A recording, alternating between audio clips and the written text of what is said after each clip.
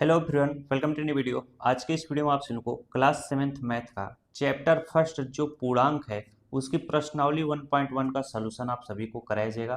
तो वीडियो को एकदम शुरू से लेकर अंत तक देखना। एक ही वीडियो में सारी प्रश्नावली आपकी खत्म हो जाएगी और हर एक प्रश्न आपको इतना बेहतरीन तरीके से समझाया जाएगा कि आपसे कभी गलती होगा ही नहीं। जैसे देखो यहाँ पर पहला प्रश्न है, बोल रहा है कि ऐसा पूर्णांक युग्म लिखिए जिसका योग क्या हो 7 हो। पूर्णांक युग्म युग्म का मतलब दो ऐसी संख्याएं लिखनी है आपको जिनको अगर आप जोड़ो तो उसका उत्तर क्या है, -7 आए। -3 एक संख्या ले लेता हूं और दूसरी संख्या क्या ले लेता हूं, -4 ले लेता हूं। अब बोला है जोड़ने को, तो इन दोनों को अब हमें क्या करना पड़ेगा, जोड़ना पड़ेगा।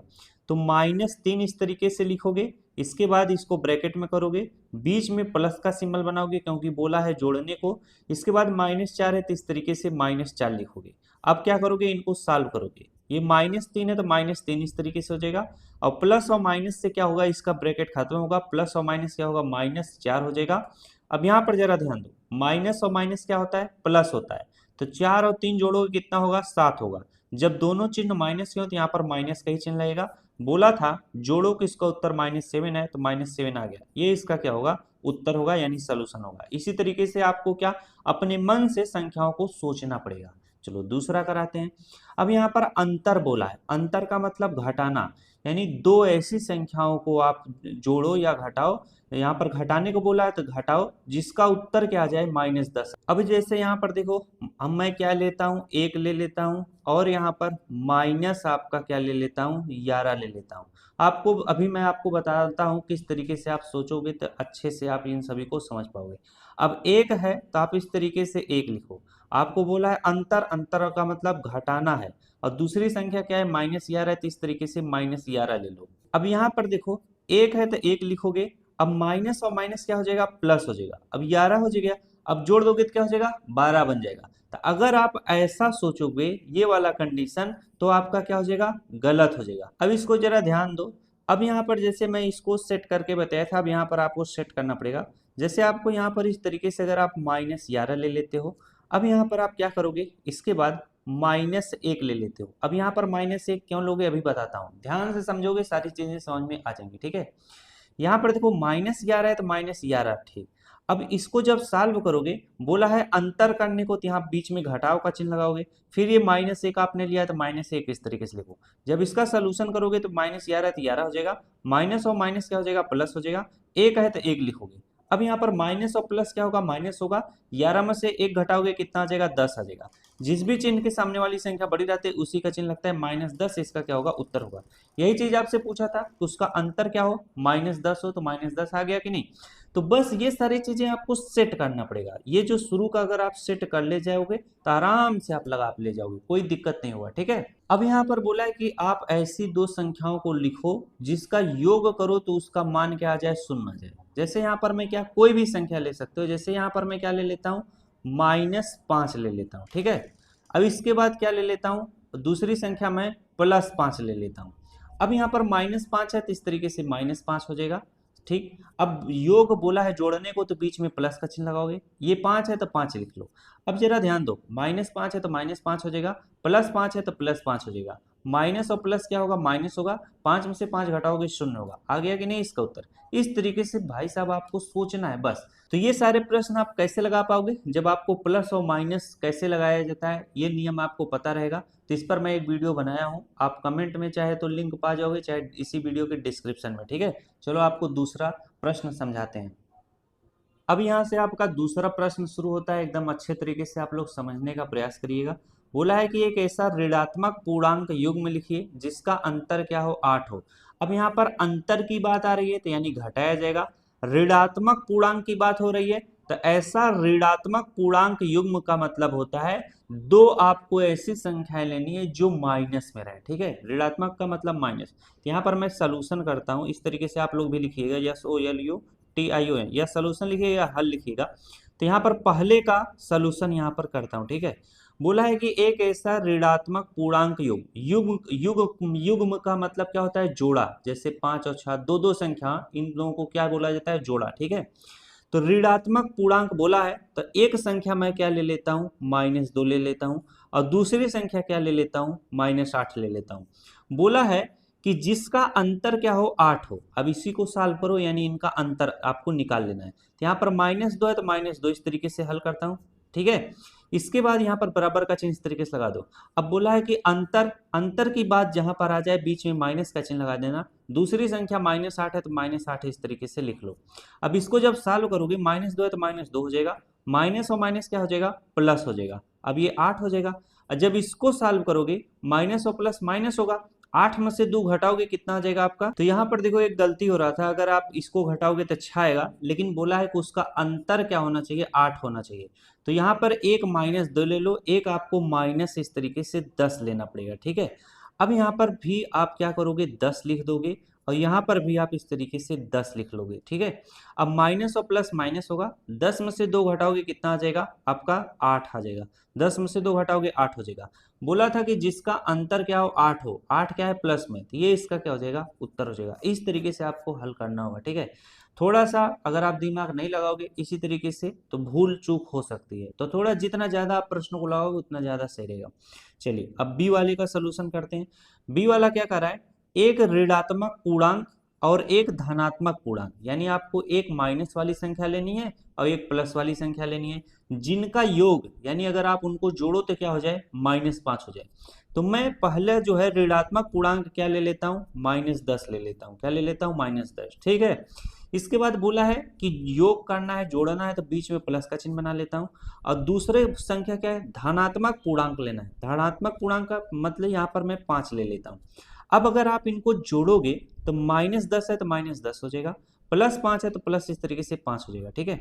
अब माइनस और प्लस क्या होगा, माइनस होगा, तो 10 में से 5 घटाओगे क्या हो जाएगा, 5 हो जाएगा। जिस भी चिन्ह के सामने वाली संख्या बड़ी है उसी का चिन्ह लगेगा, -5 इसका क्या होगा, उत्तर होगा। तो इस तरीके से इसको भी हमने सॉल्व कर लिया। बोला था कि जिसका योग क्या आना चाहिए, -5 आना चाहिए, तो -5 आ गया। चलो अब आपको सी वाला हल कराते हैं, ठीक है। बोल रहा है कि एक ऋणात्मक पूर्णांक और एक धनात्मक पूर्णांक लिखिए जिसका अंतर क्या हो, -3 हो। अब यहाँ पर अंतर बोला है यानी घटाना है, तो एक ऋणात्मक पूर्णांक यानी एक आपको माइनस वाली संख्या लेनी है, जैसे यहाँ पर मैं -2 ले लेता हूँ, ठीक है। इसके बाद बोला है कि अंतर यानी यहाँ पर माइनस का चिन्ह करना है। दूसरा संख्या क्या है, धनात्मक पूर्णांक लेना है। धनात्मक में मैं 1 सेट करता हूँ, इनको सेट करना पड़ता है। अब यहाँ पर -2 है तो -2 हो जाएगा, -1 है तो -1 हो जाएगा। जब इनको घटाओगे माइनस और माइनस क्या हो जाएगा, प्लस हो जाएगा। तो 2 1 कितना होगा, 3 होगा। अब दोनों चिन्ह माइनस है तो यहाँ पर माइनस का ही चिन्ह लगा, ये इसका क्या होगा, उत्तर होगा। -3 बोला था, -3 आ गया। तो आपको भैया इसी तरीके से इन सबको क्या करना पड़ेगा, सेट करना पड़ेगा। जब सेट करना सीख जाओगे तो ऐसे प्रश्नों को बड़े आराम से लगा लोगे, ठीक है। चलो अगला प्रश्न करते हैं।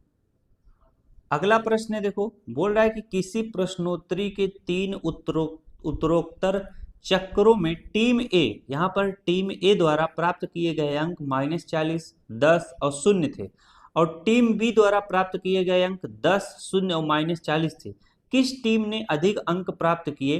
क्या हम कह सकते हैं कि पूर्णांकों को किसी भी क्रम में जोड़ा जा सकता है? तो सबसे पहले इसका जब आप हल करोगे तो आपको क्या निकालना पड़ेगा, टीम ए द्वारा प्राप्त किए गए अंक यानी इसके अंकों को जोड़ लेना है, फिर टीम बी द्वारा प्राप्त किए गए इनके अंकों को पूरा जोड़ लेना है। तो जब जोड़ोगे, अगर मान लो टीम ए का ज्यादा आया तो वो ज्यादा अंक प्राप्त किया है, टीम बी का ज्यादा था तो ये ज्यादा प्राप्त किया है। तो चलो हम पहले जोड़ते हैं। यहाँ पर लिखोगे टीम ए द्वारा प्राप्त किए गए अंक। तो टीम ए द्वारा प्राप्त किए गए अंक क्या है, -40 है, तो यहाँ पर इस तरीके से -40 लिखोगे। फिर इसके बाद 10 है, तो इनको हम सभी को क्या करना है, जोड़ना है। इसके बाद ये 10 है तो यहाँ पर इस तरीके से +10 लिखोगे। अब ये 0 है तो इस तरीके से +0 लिखोगे। जब इनको जोड़ोगे तो माइनस और प्लस क्या होगा, माइनस होगा। 40 में से 10 घटा लोगे तो कितना आ जाएगा आपका, -30 आ जाएगा। यानी टीम ए द्वारा प्राप्त किए गए अंक क्या है, -30 है। इसी तरीके से लिखोगे टीम बी द्वारा प्राप्त किए गए अंक। अब यहाँ पर टीम बी द्वारा प्राप्त किए गए अंक क्या है, 10 है तो 10 लिखोगे। इसके बाद 0 है तो 0 लिखोगे। सभी को जोड़ना है तो बीच में प्लस का सिंबल बनाओगे। अब ये -40 है तो यहाँ पर प्लस का सिंबल बनाओगे क्योंकि सभी को जोड़ना है। अब ये -40 है तो इसको ब्रैकेट में इस तरीके से -40 करोगे, ठीक है। अब इसको सॉल्व करो, 10 है तो 10 लिखो, +0 है तो 0 लिखो, प्लस और माइनस क्या होगा, माइनस होगा। 40 है तो 40 लिखो। जब इसको सॉल्व करोगे तो 10 और -40 प्लस और माइनस क्या होगा, माइनस होगा। 40 में से 10 घटाओगे क्या होगा, -30 होगा।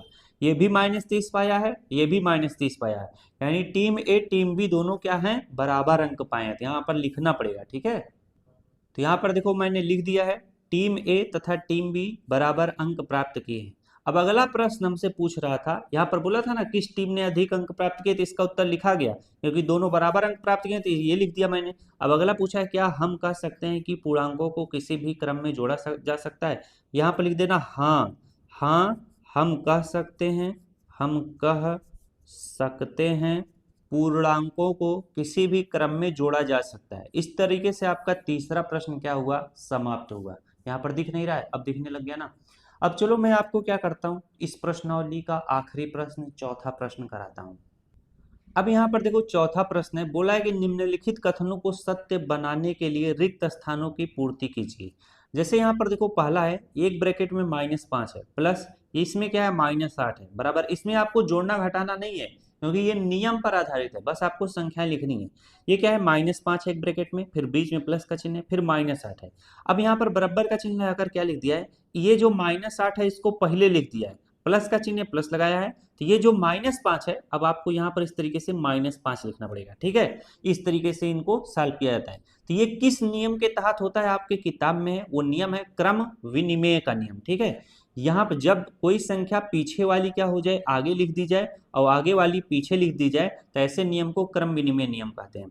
अब दूसरा देखो सीखते हैं, ये -53 है, बीच में प्लस का चिन्ह है, यहाँ पर जगह छोड़ दिया है, ठीक है।